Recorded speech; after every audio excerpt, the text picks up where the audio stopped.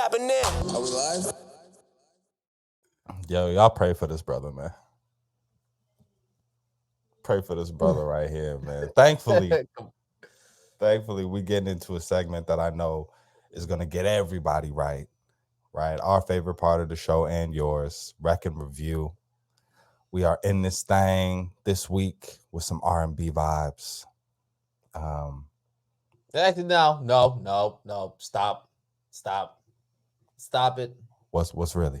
Because you're gonna come here and you're gonna say we're here for some R&B vibes, like this is any other album. And although you've already insulted me for being the R&B guy on the show, and I took it, I didn't say anything about it. I took it, right? You said, "Hey, Zoe, you got R&B braids." It was slightly insulting, but I kept it cool. I didn't say nothing about it. Hey, man, our producer chimed in on that one. I think we were in the right on that one. But you're not alone. I'm helping to shoulder that burden now, right? Check out the listening session 7, right? I was Just called because you wear a R&B man. bonnet, just because you wear a bonnet and have a night routine doesn't make you R&B man anymore. Nah, but that live listening session That was 07, good. That was a great session. that'll That was a let you great know session. that I get in my That was a great bag session. too. I get in my bag too. I love seeing your growth, man. I really do love seeing your growth. You know, from this hardened, um, this hardened, very street dude. You know what I'm saying? To now this like really soft, feminine like man. It's a beautiful thing to see, dog. Yo, feminine like man is crazy, but love will do it. Love will soften you up, man, and I think I'm just I'm a better man for all the ways in which I'm embracing the feminine energy around me and bold enough to say even within me. You know what I'm saying? You can't ignore that part of yourself. It's made I'm healthier for it, and man, this is a music that accompanies that growth and that journey for sure. Leon Thomas, Electric Dusk, fire. Right off the bat. I'll start right off the bat, just fire. Haven't felt this way about an R&B project in a good minute. What about you? Yo, man, there's like I need you taking my glasses off for this. There's some music that like it comes along, you hear it, and whatever you're doing when you're hearing it doesn't matter because you've now been sucked into a new world of an experience. And the music lovers know this feeling very well, where you are exposed to something that just grabs you. It grabs you and it pulls you in, and you're lost in it. And it's addictive, and it's heroin. The music, you gotta hit rewind all the time. Same song. You listen to one song all day. It doesn't matter. You bring it back. You go to sleep listening to it. You can't wait to wake up so you can listen to that song again. You know that. And in the R&B space, there's been a few instances. No, there's been some instances where I've had that feeling. Summer Walker was one of those feelings. But for the sake of this album, Frank Ocean was that. And I think that this is a nostalgia ultra esque or Channel Orange esque offering by Leon Thomas, man. This is so brilliant in how it's put together. This dude is flexing his musical making capabilities throughout this whole album. I have not stopped listening to it since I've listened to it. If you on the Uncle Jam's playlist, there's probably 3-4 songs from this album on that playlist. I'm gonna need you. You got to do something for the thumbnails. Go ahead, give me an image for the thumbnails. This is mine.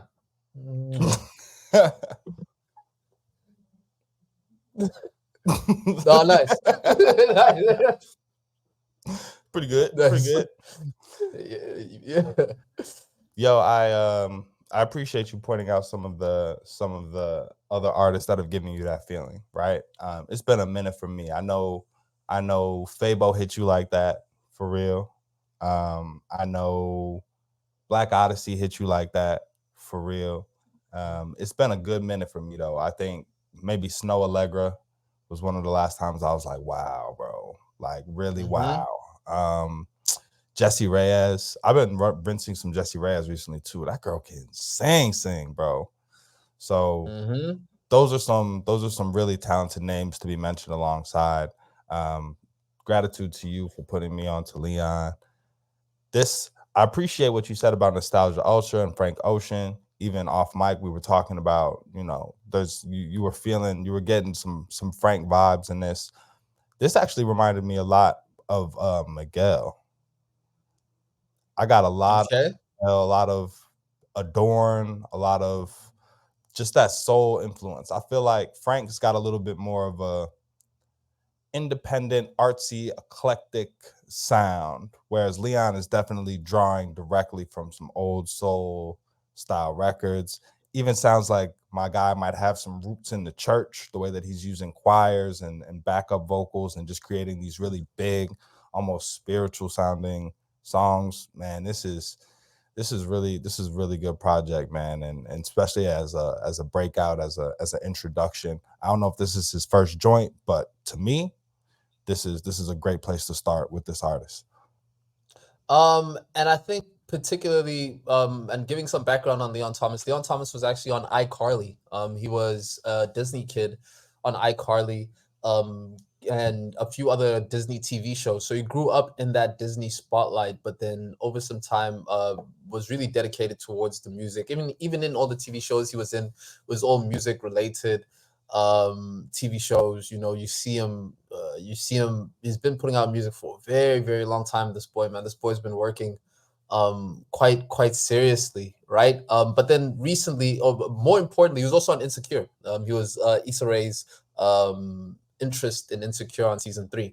But one thing that I didn't know, because my sister and brother are younger, they were like, hey, that's the dude from iCarly. I was like, yes, it is the dude from iCarly. My sister says, yeah, but what you don't know is Leon Thomas is a master writer and has written hits for a lot of people, to which it is pretty true, right? So going into the writing credits, Leon Thomas wrote, more popularly, Snooze by SZA off of her last Mm, album, right? He wrote Rent Free by Black, right? He's a co-writer on Rent Free by Black. He's also a co-writer on Pipe Down by Drake. He's also a writer for Ariana Grande, for Zendaya, for Chris Brown, for Deborah Cox, for Ariana. It's The boy is so talented, man.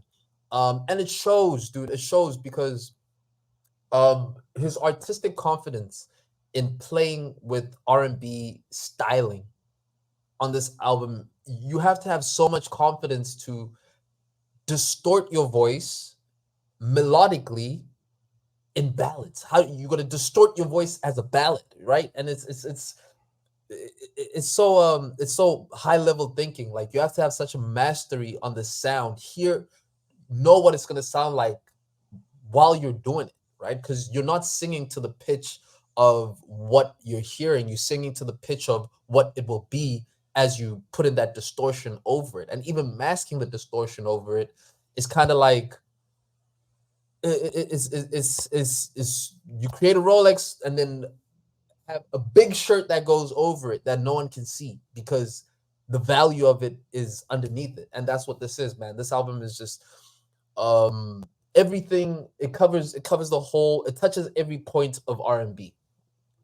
Well, Dog, you a great person to talk to about music, man. I really appreciate you bringing to the forefront that thing that separates a lot of great artists from good artists is the ability to take what's in your head and to know how to technically deliver it on the mic so that post production it sounds like what's in your head, right? Even if what you're singing, saying, vocalizing in that moment doesn't sound like how you where the end product is going, to know how to create that is incredible. It speaks to a long time in the game, a long time behind the scenes.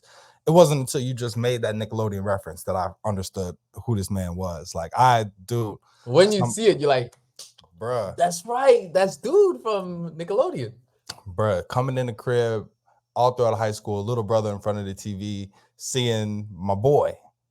Now that's just salute to a dope journey, man. We know a lot of child stars end up going through it, end up in a tough place artistically, creatively, even caught up in the fame. So for my boy to kind of be bubbling behind the scenes, working with SZA, working with Chris Brown, some of the other artists that you name, and then to pop Super out, writer. yeah, to pop out with this is dope. I'm seeing on Apple Music that my guy has a 2018 project called Genesis. So best believe I am sprinting to that next after this. But Electric Dusk, man, some of my highlights. It's almost hard to pick them. But My Will, Socialite. I figured you would like Socialite. I figured that would be a highlight for you, man. No, kinda. That laugh right there, we need that as a drop. That was a Kawhi laugh that you just gave right there. That was a little nervous, a little nervous. Nah, but Crash and Burn is the one for me, man. That song, it's gonna be a Beautiful, minute before I get sick of that one, bro. That has beautiful, me catching the Holy Ghost, man. So shout out to Leon. This is an beautiful. incredible project, one of my favorite R&B projects. Um, I need you to rank my guy among some of those artists that I know really did it for you. That Black Odyssey, that Anderson Pack. You know what I mean? It's Where does there. Leon fall? It's close, man. It's very, very close. You know, I think on what I like about this album is what I liked about Nostalgia Ultra. The writing on this is so potent, man. And we've spoken about toxic R&B, which is a fad, man. Toxic R&B at the moment is a fad, and it's quite sad because true lovers of R&B, we don't we understand that the toxic nature of relationships is part of a relationship experience or part of the manly experience, but for R&B to just be associated with toxic masculinity is a bit perverse to the genre. And what it's actually caused is men to fall behind on the R&B race because they're chasing a shtick that is not natural to them, and so it comes off as it's kind of it's like it's wrong, it's unrelatable, it's it's Mm, it's it's fairy, hence Brent Fayez. Like, I don't care what you're saying, that album is not great, that Brent Fayez album is not that great because it's put on that toxic nature. Not saying he's not, but your writing and how you relate to people. We spoke about this on the Daniel Caesar album, where Daniel Caesar is a master at being able to have the toxicness shine through his vulnerability, right? mm, So I'm being vulnerable, which is being toxic. I'm not being toxic, which is I'm not just being toxic. I'm being vulnerable, and so happen to think like that. And so one of my favorite songs from this album is My Will. And essentially it's very much like if you've heard off of Frank Ocean's what's the track where he's talking about swim good, Swim right? Good. My Will and Swim good is a song about suicide. Swim good is a song where he's saying, I'm gonna take myself, go into the ocean, and I'm gonna swim good. But it's so beautiful and it's so melodic, and you're just dazzled with the glitter, and it's so lovely. But he's talking some dark stuff.